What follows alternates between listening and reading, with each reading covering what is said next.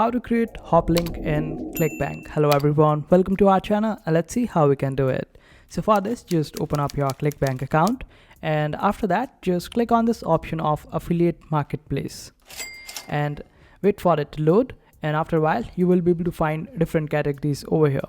Just choose any of the category as per your niche, and after that you will be able to find a lot of products over here that you can promote.